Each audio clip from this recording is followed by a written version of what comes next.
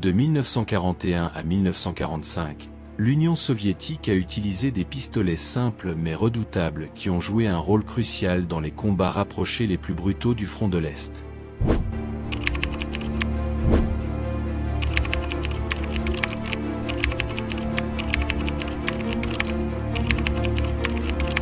Le TT-30 Tokarev est un pistolet semi-automatique conçu par Fedor Tokarev et fabriqué par l'arsenal de Toula en Union soviétique.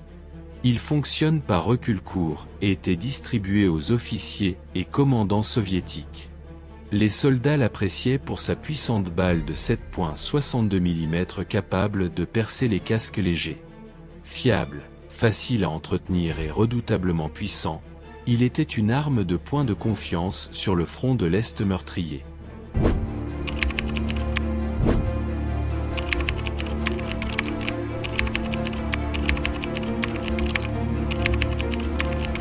Le TT-33 Tokarev est un pistolet semi-automatique amélioré conçu par Fedor Tokarev et fabriqué à l'usine d'armement de Toula.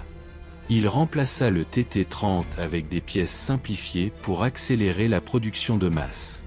Les soldats le préféraient car il était plus simple mécaniquement, plus facile à démonter, et tout aussi puissant.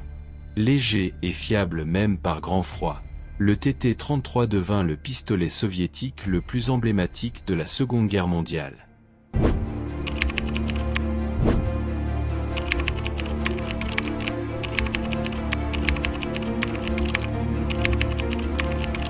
Le Nagant M1895 est un revolver à joint de gaz conçu par les frères belges Émile et Léon Nagant et fabriqué à l'usine de Toula. Son barillet unique éliminait les fuites de gaz, améliorant ainsi la vitesse. Les soldats admiraient sa robustesse quasi indestructible dans la boue et le froid extrême. Bien que plus lent à recharger, il ne tombait presque jamais en panne. Officiers et police secrètes le portaient tout au long de la guerre avec une confiance totale.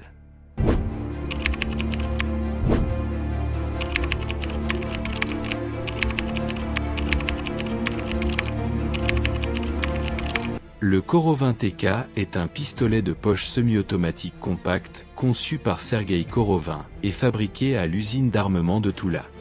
Ce fut le premier pistolet semi-automatique de conception soviétique à entrer en production de masse.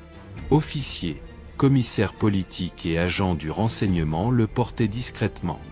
Les soldats appréciaient sa petite taille et son faible poids. Bien que peu puissant pour le combat frontal, sa discrétion et sa fiabilité en faisaient une arme personnelle de dernier recours idéale.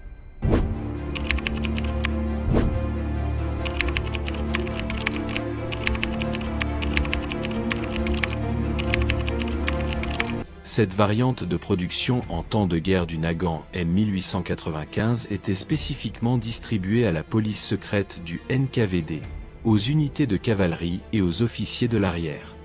Fabriqué en continu à Toula même après l'arrivée du TT-33, il restait en service grâce à sa fiabilité légendaire. Les agents du NKVD appréciaient particulièrement sa compatibilité avec un silencieux, une caractéristique unique pour un revolver de l'époque. Un outil redouté et emblématique de l'autorité soviétique en temps de guerre.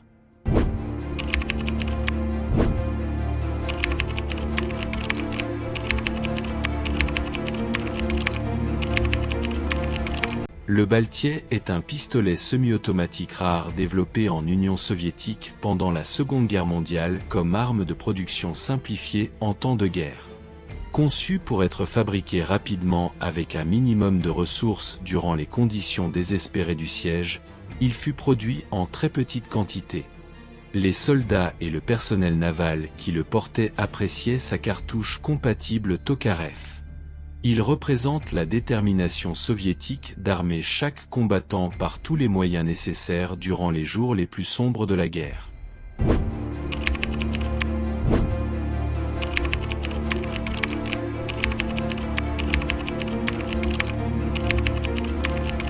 Le pistolet Vojvodin est un pistolet semi-automatique prototype soviétique développé pendant la Seconde Guerre mondiale par le concepteur Vojvodin. C'était un design remarquable pour l'époque, avec une capacité inhabituellement élevée de 18 cartouches, presque le double du TT-33. Conçu pour donner aux officiers soviétiques plus de puissance de feu en combat rapproché, il passa des essais militaires mais n'entra jamais en production de masse en raison des limitations de fabrication en temps de guerre. Un exemple fascinant d'innovation soviétique.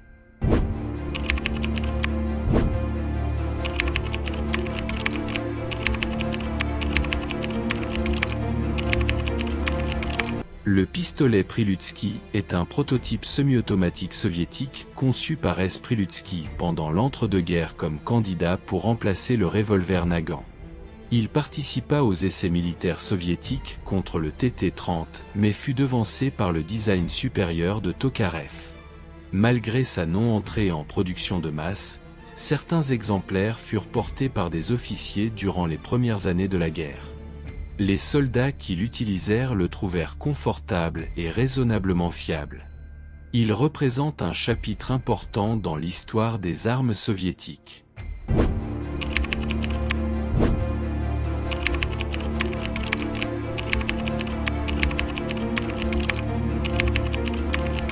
Le prototype Korovin 9 mm est un pistolet semi-automatique expérimental conçu par Sergueï Korovin pendant la Seconde Guerre mondiale. Les soviétiques explorèrent l'utilisation de la cartouche 9 mm Parabellum en partie pour simplifier l'approvisionnement en capturant des munitions allemandes. Le design était mécaniquement innovant mais ne dépassa jamais les tests de prototype en raison de l'engagement soviétique ferme envers la cartouche Tokarev de 7,62 mm. Il témoigne aujourd'hui de la volonté soviétique d'expérimenter et de s'adapter même durant les années les plus intenses de la guerre.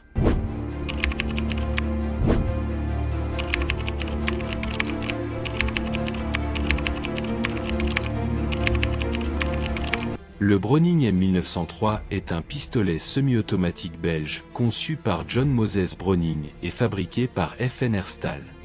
Des stocks impériaux russes d'avant-guerre et des livraisons Land-Lease amenèrent des exemplaires limités aux forces soviétiques pendant la Seconde Guerre mondiale. Les officiers et commandants supérieurs le portaient occasionnellement. Les soldats appréciaient sa détente douce, son profil fin et sa prise en main confortable. Bien que non standard soviétique, ses performances fiables et sa qualité de fabrication en faisaient une arme de poing personnelle très prisée.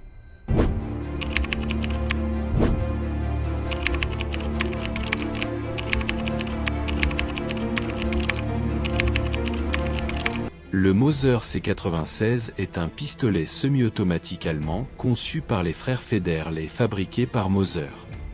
De grandes quantités avaient été achetées par la Russie tsariste avant la Première Guerre mondiale et survécurent jusqu'à la Seconde Guerre mondiale. Les soldats soviétiques surnommèrent le C96 « Bolo Mauser » et respectaient sa portée exceptionnelle et sa puissance de pénétration. Sa crossholstée en bois lui conférait une précision quasi-carabine. Malgré son âge, il restait une arme de combat redoutable et iconique sur le front de l'Est.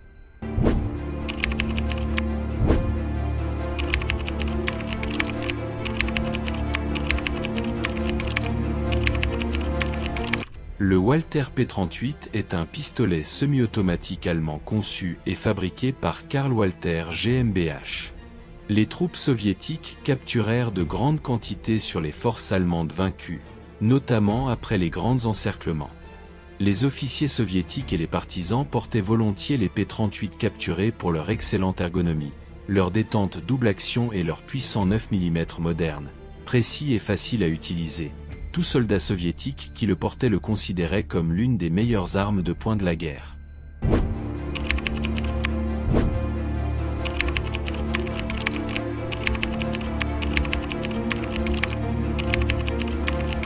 Le Luger P08 est un pistolet semi-automatique allemand conçu par Georg Luger et fabriqué par DWM et plusieurs arsenaux allemands. Les soldats soviétiques en capturèrent des milliers tout au long de la campagne du front de l'Est. Son mécanisme à genouillère iconique et sa précision typiquement allemande le rendaient immédiatement reconnaissable. Les soldats convoitaient le Luger comme arme puissante et trophée de guerre prestigieux. Les officiers le portaient comme symbole de statut, témoignage de leur succès au combat contre l'ennemi allemand.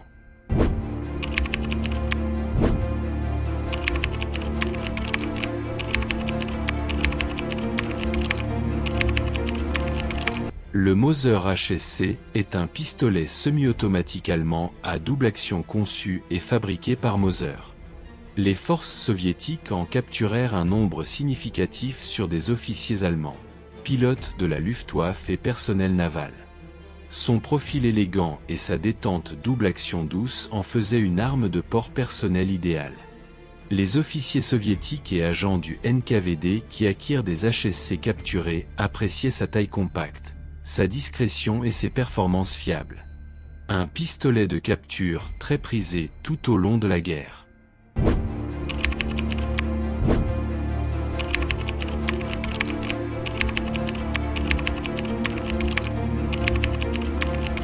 Le Browning E-Power est un pistolet semi-automatique belge conçu par John Moses Browning, achevé par Dieudonné Sève et fabriqué par FNR Stahl. Des exemplaires limités atteignirent les forces soviétiques via le Land-Lease et des captures sur le champ de bataille. Les soldats furent immédiatement impressionnés par son chargeur de 13 cartouches, l'une des plus grandes capacités de la guerre. Sa puissance 9 mm, sa prise en main confortable et sa précision naturelle en faisaient une arme exceptionnelle. Tout soldat soviétique qui le portait le considérait comme l'un des meilleurs pistolets de toute la guerre.